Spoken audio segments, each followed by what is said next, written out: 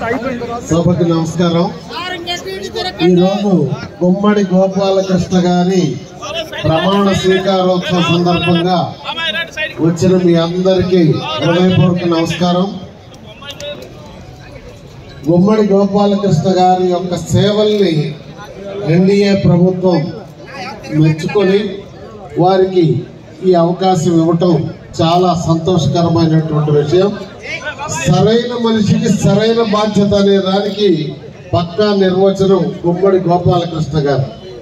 ఆయన క్రితంసారి గవర్నమెంట్లో కూడా కళలను ప్రోత్సహించడానికి నాటక అకాడమీ ద్వారా పెద్ద ఎత్తున సేవలు అందజేశారు. అధికారం ఉన్నప్పుడే కాదు, అధికారం లేనప్పుడు కూడా చేయడం ఆయన ప్రత్యేకత. అధికారం లేనప్పుడు కూడా గత 5 సంవత్సరాలు క్రమం తప్పకుండా కళాకారులందరితో పరిచయం పెట్టుకొని ఆయన వారిని ప్రోత్సహిస్తూ ఉన్నారు. మచ్చుకి 2 ఉదాహరణలు చెప్తా. ఆయన మన ప్రభుత్వం ఓడిపోయిన టైంలో వారు అమెరికాలో ఉన్నారు. ఉంటే అక్కడ ఉన్నటువంటి వైసీపీ వాళ్ళంతా ఈయన కళాకారుడు కదా, పద్యాలు పాడతాడు కదా, పాటలు పాడతాడు అన్న, నువ్వు ఒక్క పద్యం పాడు మా వాడిని గురించి అన్నారు. ఆయన ఏం చేశాడో తెలుసా? ఎంత డబ్బు ఇస్తామన్నా సరే రాజీ పడకుండా ఈ స్వరం ఎప్పుడో చంద్రబాబు నాయుడు గారికి అంకితం అయిపోయింది, ఇంకో పేరు నా స్వరంలోంచి రాదు అని చెప్పి వెంటనే అక్కడి నుంచి ఫోన్ చేసి నాతో మాట్లాడాడు. అన్నా, ఇప్పుడు ఇట్లా జరిగింది, వీళ్ళందరూ ఒత్తిడి చేశారు, నువ్వెంతంటే అంత ఇస్తాం మావాడి గురించి పద్యం లేదని తిరస్కరించానన్నా అని చెప్పిండు. ఆయన యొక్క పర్సనాలిటీ, ఆయన యొక్క మనస్తత్వం, ఔదార్యం గురించి చెప్పాలంటే ఇంకొక మాట. మనకు అప్పుడు కరోనా వచ్చింది, కళాకారులందరికీ వృత్తి లేక చాలా ఇబ్బంది పడుతున్నారు. ఆయన ఇక్కడున్నా కూడా ఆన్లైన్ క్లాసులు అమెరికాలో వాళ్ళకి, గల్ఫ్లో వాళ్ళకి చెప్తుంటాడు. పుష్కలంగా డబ్బులు వస్తుంటాయి. వస్తుంటే అకౌంట్లు మెయింటైన్ చేసి వాళ్ళందరికి కూడా బ్రతికి తను ఆన్లైన్లో సంపాదించిన డబ్బుల్ని వాళ్ళందరికీ పంపించడం జరిగింది. ఆ విధమైన మానవత్వం ఉన్నటువంటి మనిషి, మహోన్నతమైన మనిషి, వారు నా మిత్రులు కావటం నేను గర్వపడుతున్నాను.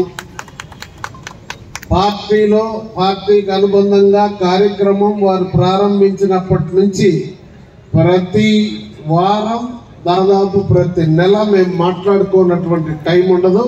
నిజంగా అంకితమైనటువంటి వారికి గుర్తించి ఈ అవకాశం ఇచ్చినందుకు ఎన్డీఏ ప్రభుత్వాన్ని, ముఖ్యమంత్రి గారిని, మంత్రి గారిని అందరినీ అభినందిస్తూ, వారు ఈరోజు బాధ్యత తీసుకున్నారు.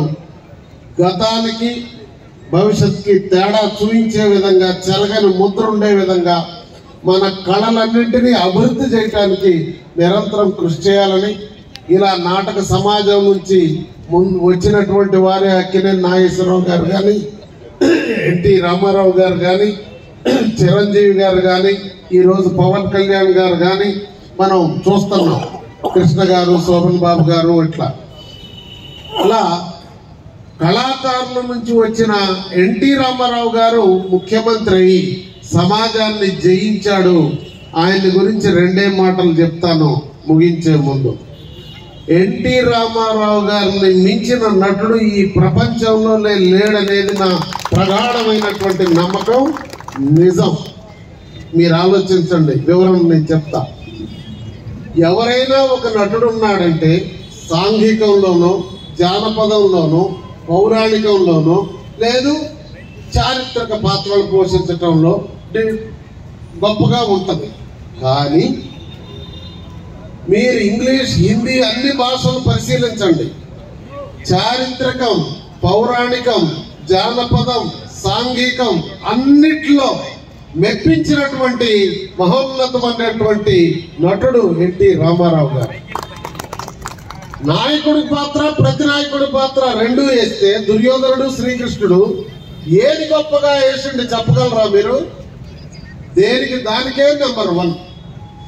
అక్కినేని నాగేశ్వరరావు గారు సాంఘిక సినిమాల్లో బాగా చేస్తాడంటే ఆయన్ని కూడా నిర్మించే విధంగా నటించినటువంటి సెకండ్ ఇన్నింగ్స్ ఎన్టీ రామారావు గారు చూశారు కదా. వేటగాడేంటి, అడవిరాముడు ఏంటి, మరి ఇట్లాంటి అవన్నీ బ్రహ్మాండమైనటువంటి ఆదరణ ఉన్నప్పుడు ఆయన సినిమా రంగాన్ని వదిలేసి రాజకీయ రంగంలోకి వచ్చాడు. ఎందుకు? నన్ను ఇంత గొప్పవాడిని చేసిన సమాజానికి నేను సేవ చేయాలి అనేటటువంటి ఉద్దేశం. వచ్చిన తర్వాత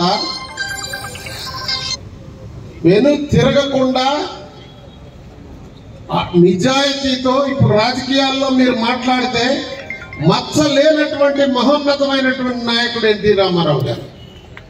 ఆయన మానవత్వం గురించి ఆలోచించాడు. ఆయన ప్రెస్ మీట్ పెడితే విలేకరులు అడిగారు, ఏమండి కమ్యూనిజం ఉంది, క్యాపిటలిజం ఉంది, సోషలిజం ఉంది, మరి మీదే ఇజం అన్నారు.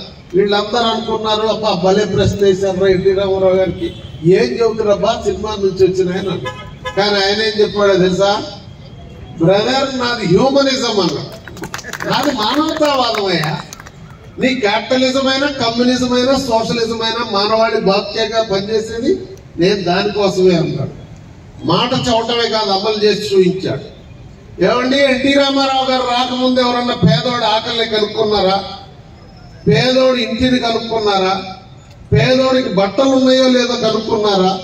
తినటానికి తిండి, ఉండటానికి ఇల్లు, కట్టుకోవడానికి బట్ట పెడితే ఎన్టీ రామారావు గారు బడ్జెట్ అంతా పేదవాళ్ళకి పంచుతుండు, ఈయనకి పాలన రాదని అధికారులు నిపుణులు చెప్పారు. అప్పుడు ఆయన ఒకటే మాట చెప్పాడు, ఐఏఎస్ వాళ్ళు చెప్తే, ఏం సార్ కిలో 2 రూపాయలు? అరే బ్రదర్, పేదవాడు పస్తు పడుకుంటే నాకు అధికారం దేనికయ్యా అని ప్రశ్నించాడు. ఆ తర్వాత 40 ఏళ్ల నాడు ఆయన చెప్పిన పనులన్నీ ఈ రోజు ప్రభుత్వాలన్నీ అమలు చేస్తున్నాయి భారతదేశ వ్యాప్తంగా. మీరు గమనించండి, ఈ రోజు ఏ 2 దేశాల అధినేతలు కలిసినా ఆహార భద్రతలకు ఆస్తి హక్కు ఇవ్వటంలో కూడా ఆయన ఆనాడే మరి 40 ఏళ్ల నాడు చెప్పింది ఇప్పుడు రుజువైతుంది. 3 ఏళ్ల నాడు కేంద్ర ప్రభుత్వం గమనించింది. పెన్షన్లు కూడా ఆయన పెట్టినటువంటిదే. కానీ ఇలా చెప్పాలంటే నిజమైనటువంటి మానవత్వం ఉన్నటువంటి పాలన చేశాడు. ఈ రాష్ట్రంలో నదులన్నింటినీ కలిపింది ఆయనే. ఆ తర్వాత ఈ రోజు బాబు గారు బాధ్యత తీసుకున్న తర్వాత ఆయన వస్తుంది ఐటీ విప్లవం యొక్క ఫలాలని ప్రయత్నం చేసి సఫలీకృతమైనటువంటి నాయకుడు చంద్రబాబు నాయుడు గారు. ఐటీ విప్లవ ఫలితాలు తెలుగు జాతికి అందజేయటం వల్లనే ఈ రోజు అమెరికాలో తెలుగు జాతి మొత్తం మహోన్నతమైనటువంటి మరి కాంట్రిబ్యూషన్ మర్చిపోలేనటువంటిది. ప్రభుత్వ ఏర్పాటులో కీలకమైనటువంటి పాత్ర పోషించినటువంటి వారిని కూడా అభినందిస్తూ, అట్లానే మోడీ గారు బీజేపీ నుంచి భారతదేశానికే ప్రపంచంలో మేలైనటువంటి పేరు తీసుకొని వచ్చాడు. మోడీ గారు లేకముందు ఎన్ని సంవత్సరాల పాలన జరిగిందండి దేశంలో? ఏ ప్రధానమంత్రి అయినా ప్రపంచంలో ఈ విధమైనటువంటి ఇమేజ్ తెలియదు భారతదేశానికి తీసుకురాగలిగారా? 2, భారతదేశంలో ఒక ఇది ఉంది, బీజేపీ వస్తే మత కలహాలు. దీనికి సరైనటువంటి సమాధానం చెప్పాలి. కాంగ్రెస్ హయాంలో మత కలహాలు జరిగినాయా, బీజేపీ హయాంలో జరిగినాయా? ఆంధ్రప్రదేశ్ లో గాని భారతదేశంలో గాని ఎందుకు ఈ ప్రచారం జరుగుతుంది? పనిగట్టుకొని చేసే ప్రచారాన్ని తిప్పికొట్టి నిజాన్ని నిజంగా, అబద్ధాన్ని అబద్ధంగా మనం ఆదరించాల్సినటువంటి అవసరం ఉందనేది మీ అందరికీ తెలియజేస్తూ, ఏది ఏమైనా ఎన్డీఏ ప్రభుత్వం దినదిన ప్రవర్ధమానమై అన్ని రంగాల్లో క్లిష్టమైనటువంటి పరిస్థితుల్లో రాష్ట్రంలో మనకి పాలన లభించింది. మీ అందరికీ తెలుసు కదా, అప్పులేంటి, ఆస్తులు అమ్మటం ఏంటి, అధోగతి పాల్గొనటం ఏంటి, పరిశ్రమలన్నీ తిరిగిపోవటం ఏంటి, ఉద్యోగాలు లేకపోవటం ఏంటి, అన్ని రంగాల్లో ప్రజల్ని హింస పెట్టారు, బాధ పెట్టారు. అందుకే మీరందరూ నడుం కట్టి ఈ ప్రభుత్వాన్ని తీసుకొచ్చారు. ఈ ప్రభుత్వాన్ని 10 కాలాల పాటు ముందుకు తీసుకొని పోవటానికి మీ సూచనలు సలహాలు ఇస్తూ అడుగడుగున మద్దతు ఇవ్వాల్సిందిగా కోరుతూ, ఏది ఏమైనా ఈ రోజు గుమ్మడి గారి ప్రమాణ స్వీకారోత్సవ సందర్భంగా మీ అందరినీ కలుసుకునే అవకాశం వచ్చినందుకు ధన్యవాదాలు తెలియజేస్తూ సెలవు తీసుకుంటున్నాను. నమస్కారం. ధన్యవాదాలండి. అలాగే గన్నవరం శాసన సభ్యులు ప్రభుత్వ